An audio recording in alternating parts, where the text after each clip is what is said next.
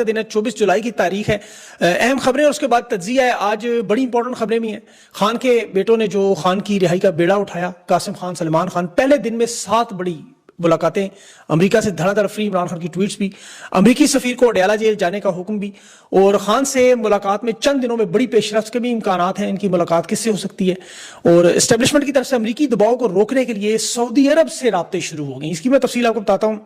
تحریک انصاف 5 اگست تحریک کو روکنے کے لیے میاں نواز شریف کو میدان میں اتارا گیا, اور اڈیالہ جیل میں بھی آج خان کی وکلاء سے ملاقات متوقع, بیانات بھی سامنے آئیں گے. اور لندن میں جو ایک بہت بڑا کیس عادل راجہ اور بریگیڈیئر راشد کا چل رہا ہے, وہاں سے بھی شاہین سبائی, شہزاد اکبر اور کرنل اکبر کی گواہی.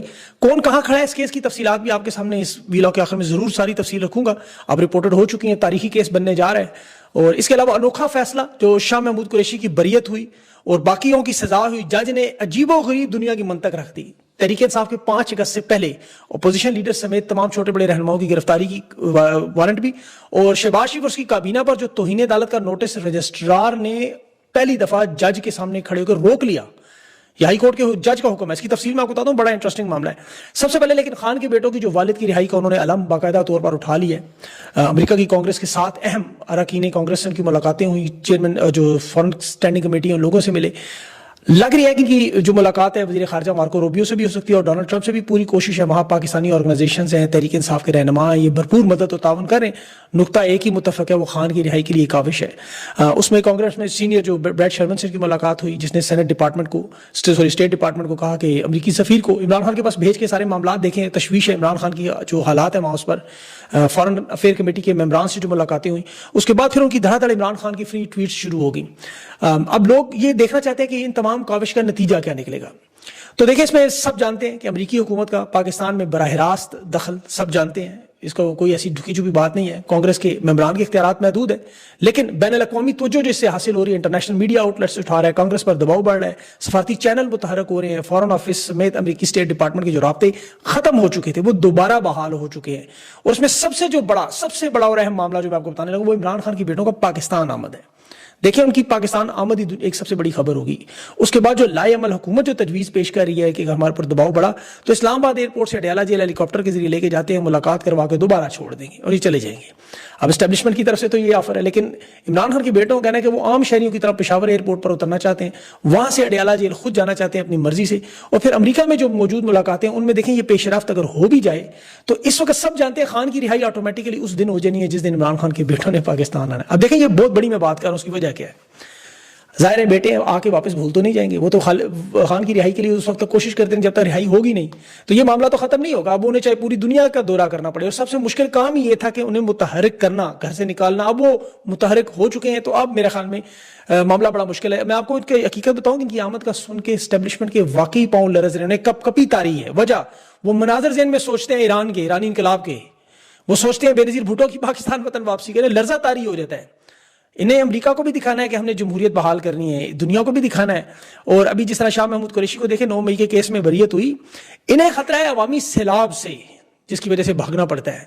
یہ کیا کریں گے اس وقت, جب یہ سوچے جلسے جلوس کی تو اجازت اسی لیے نہیں دیتے کہ اگر ایسا کوئی ایڈونچر ہو گیا تو یہ نہ ہو عوام ان کا پھر وہ حال کرے جو پرامن انقلاب سے معاملہ ہٹ جاتا ہے. اب اسٹیبلشمنٹ خان کو اس وقت چھوڑنے کا رسک اس لیے نہیں رہی. دیکھیں کہ خان کو ایک دم رہا کرنے کا مطلب کہ 200 ارب کی ان کی جو بنی ہوئی ڈالرز کی امپائر ہے وہ ختم ہو جانی ہے. 78 سال کا اقتدار ختم. 26ویں ترمیم کے ذریعے انہوں نے جس عدالتوں کو مینج کیا, جو تباہی بربادی کی, وہی عدالتیں ان کے خلاف استعمال ہوں گی, یہ یاد رکھیں. پھر یہ پاکستان کے اندر آپ کو پتہ ہے عوامی دباؤ. اب اس وقت تحریک انصاف کی قیادت میں بھی دیکھیں 2 چیزیں بڑی ہیں کہ جب عمران خان کے بیٹے اگر پاکستان آتے ہیں سارا معاملہ حل ہوتا ہے, تو استقبال کون کرے گا؟ علی مین گنڈا پور جو پہلے ہی 2 دفعہ احتجاج خراب کر چکے ہیں, 3 سال پہلے ہی وقت ضائع ہو چکا ہے, یا انہیں ایئرپورٹ پر شاہ محمود قریشی ویلکم کرے گا, یا مراد سعید. یہ میں نے بڑی اہم بات کی, اگر آپ کو سمجھ آ گئی, میں بھی اس کی ڈیپتھ میں نہیں جاتا, قبل از وقت بات ہے.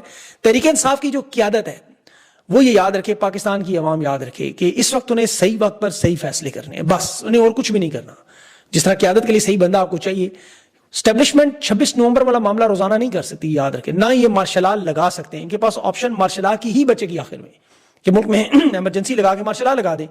اب اس دباؤ کو روکنے سے پہلے یہ ساری کوشش کیا کر رہے ہیں کہ سعودی عرب سے بھی رابطے کر رہے ہیں کہ آپ ہماری امریکہ سے دباؤ کم کروائیں.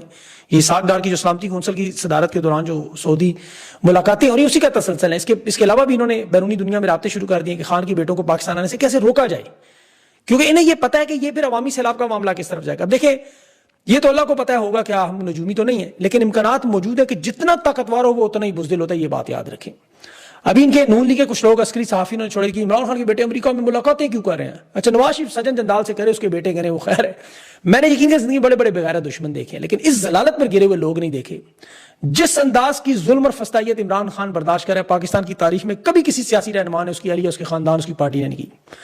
شیخ مجیب کی عوامی لیگ پر بڑا ظلم ہوا، میں بڑی تاریخ پڑھتا ہوں، خواتین کے ساتھ، مشرقی پاکستان کے ساتھ، بلوچ کے ساتھ، خیبر پختونخوا میں، لیکن انہیں نماز پڑھنے دی جاتی تھی۔ یہ میں آپ کو بڑی انٹرسٹنگ بات کروں، یزید نے نماز روکنے کی کوشش کی تھی، یاد رکھیں۔ یہ جو وضو میں پانی خان کو جو مٹی ملا کے ناپاک کرتے ہیں، یہ وہ لوگ ہیں جو خان کو نماز نہیں پڑھنے دیتے۔ یہ ایک واقعہ کربلا والے دن تیر چلا رہے تھے، ہم نے اپنی آنکھوں کے سامنے انہیں نماز پڑھتے ہوئے کنٹینروں سے دھکے دیتے ہوئے دیکھا ہے۔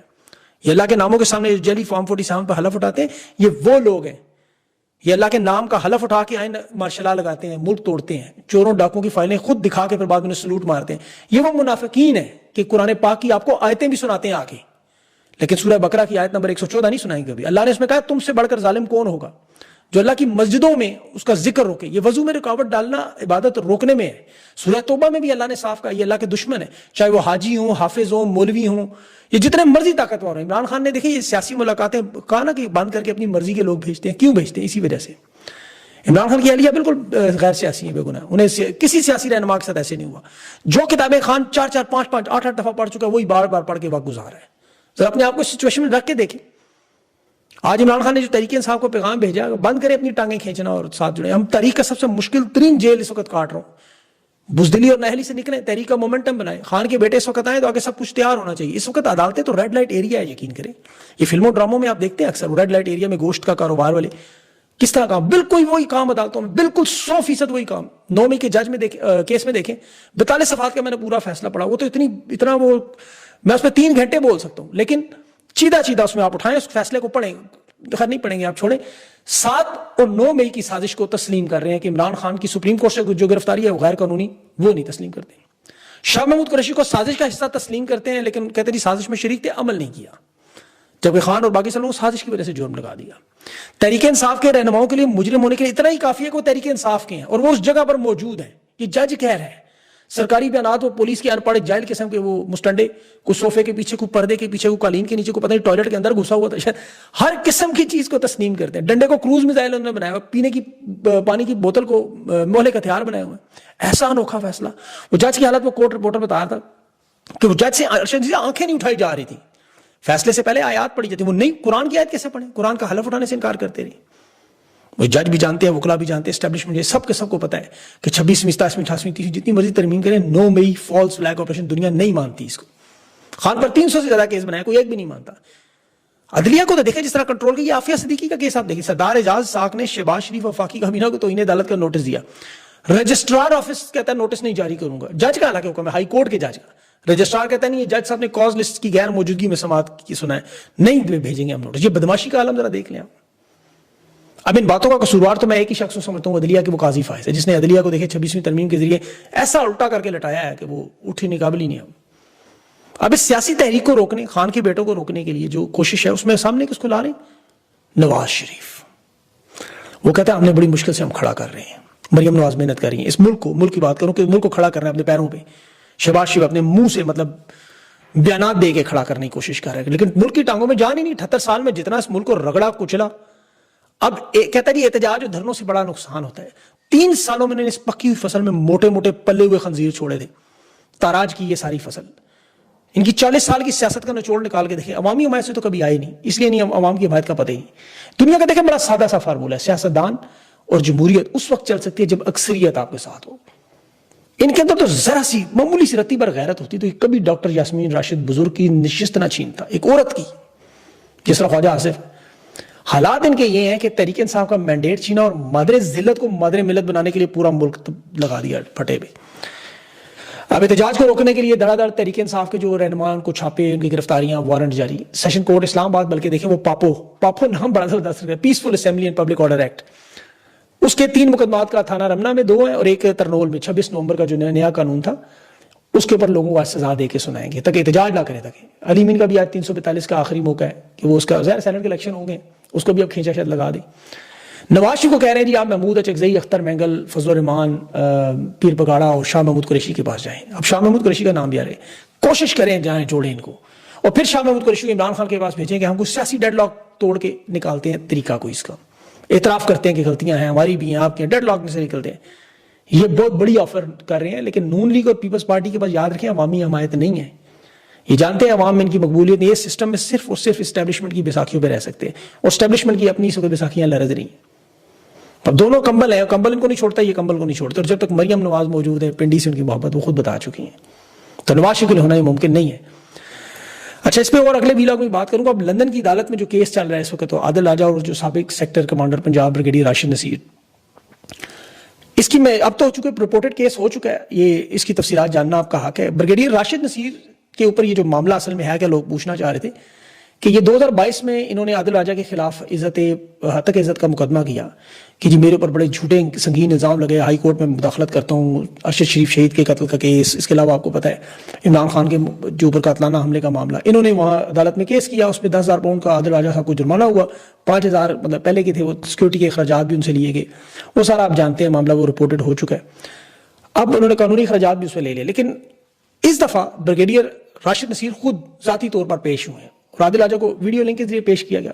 اب ظاہر ہے جو گواہان ہیں اس میں شہزاد اکبر ہیں، شاہین صاحبائی ہیں، کرنل سید اکبر ہیں، وہ امریکہ سے آن لائن گواہی دے رہے ہیں. اب بریگیڈیئر راشد نصیر نے عدالت کو یہ دعویٰ کیا جی کہ میری فیملی کو ہراساں کیا جا رہا ہے، میری پرائیویسی متاثر ہو رہی ہے، میری جان کا خطرہ ہے. یہ ISI کے سیکٹر کمانڈر پنجاب کہہ رہے ہیں کہ ان کو ان کے بچوں کو خطرہ ہے عادل راجہ سے جو لندن بیٹھا ہوا. ان کے بچے پڑھتے ہیں برطانیہ کی یونیورسٹی میں داخلہ ملا، وہ کہہ رہے ہیں، لیکن خوف کی وجہ سے اتنا خوف تھا کہ انہوں نے بچوں کو امریکہ بھیج دیا.